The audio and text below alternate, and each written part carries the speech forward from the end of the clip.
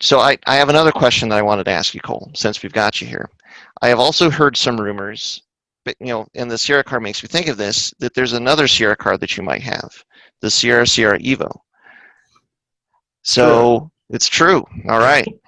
I Can do. can you I mean, how did that happen, and kind of what is your thought process for that?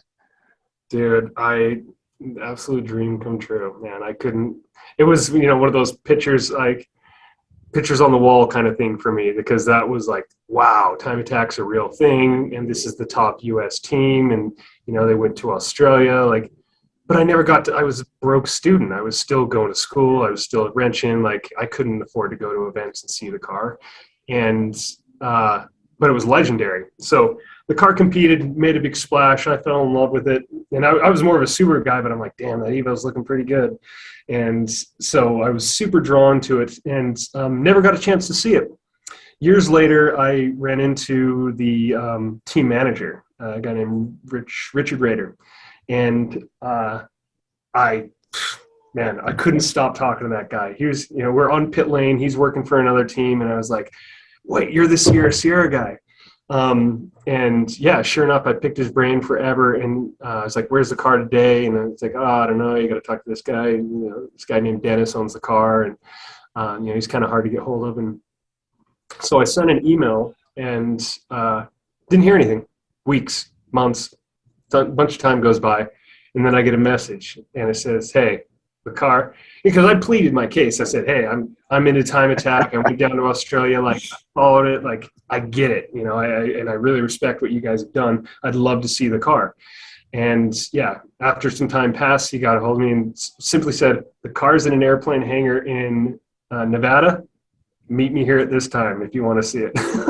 Like, okay, I'll be there. Wow. So yeah, went over there to see the car, and it was untouched, man. It was like just like it came off the track in Australia on its last run down there.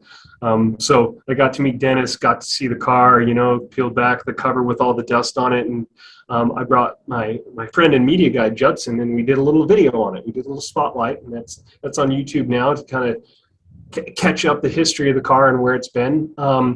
And yeah, about a year or two after that, I had the opportunity to buy it and kind of add it to the collection here. So we've got it down in the main shop, and I look at it every single day, man. And That's awesome. it's a work of art, and it's just every little thing that they did. Because Sierra Sierra, they were racing Formula Atlantics at a very high level. I think they put 5 or 6 drivers into IndyCar Wow. in a time period. So won multiple championships, like proper operation. These guys are pros. And so this Time Attack team, Time Attack was like pros. Like, what do you mean? Like, my buddy's a fabricator and I do this. And like, there was no team of people building Time Attack cars at that time. So the build quality on this thing and speed was far and above what anybody else was able to achieve at that time. And yeah, so it's just kind of a special car, and I look at it every day, and I appreciate it. And I don't really have plans for it. I think I'll Okay. keep it as is. It's like, I can't afford to run it. What am I going to do? It's like I can't afford to buy a set of tires to just go to a track day. So I'm just going to admire it each day and kind of preserve it for history. To me, it's the most beautiful era of Time Attack before the cars. Like, aero's cool, it's functional, but it's not pretty. Not like that era of car. That car Right. had an off-the-shelf APR rear wing, like single element, not even the width of the body. Like, what? It's, Just put on there just so it looked more racy. yeah, it was Yeah. really, really street car stuff. So I see way more street cars with more aero than the Sierra Sierra Evo has on it. So super cool period of time for Time Attack, super cool story behind it. And yeah, I just kind of want to preserve it and share the story and yeah, kind of hold on to the roots of Time Attack. That's awesome. Well, and have you had it up on a lift, or have you discovered anything? And the reason that I asked that is so Dussex ended up getting a Super Taiku car from Japan that was a factory built car, and we're gonna at some point soon we're hopefully gonna put it up on the lift and get our tape measures, because he's discovered some wizardry in this car, Yeah. and so I'm wondering if you've found anything that has made you go, oh, or, or, maybe even, you know, kind of, discovered some wizardry in this car. And so I'm wondering if you've found anything that has made you go, oh, or, or, maybe even, you know, kind of, discovered some wizardry in this car. taking you by surprise in that. Yeah, there's a few things that were very ahead of their time, and it was because they're racers, you know. Nothing illegal. In fact, I thought there was going to be like more extensive chassis prep, but there was no gray area in the rule book. They did everything by the book, but they were just doing some really innovative things as far as, you know, even the fasteners that they used and how they would build the aero, and just there was no CFD done on that thing. They were just like, hey, this worked on the Atlantic car. So like the rear diffuser is based off a mold of a Formula Atlantic diffuser. So you see the tunnels on the rear of that car.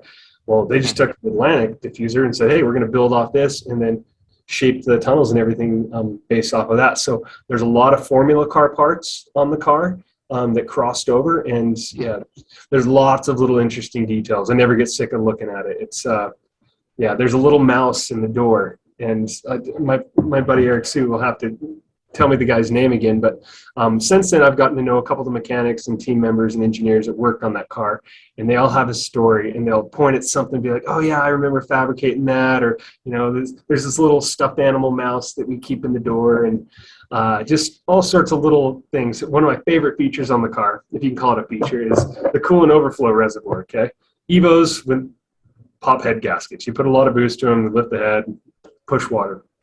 So on the fluid reservoir, the overflow reservoir, it's got these hash marks up it, and it says like, got a little hot, head starting to go, head popped, like gone. And so it had different acceptable levels of water in the overflow reservoir, and it was marked on there. And it's one of my favorite things on the car because it's such a racer thing to do. And it's like, they were popping so many head gaskets back then, they had it down to a science. They're like, oh damn, okay, we can do one more, you know, lap on this, but then it's really, really gone. Wow. So yeah, it's just little cool details like that, and the craftsmanship is second to none, man. Sydney is not built as well as the Sierra Sierra Evo is. Like, as far as little details and stuff, it's a very, very well built car, even by today's standards. Wow, that's awesome.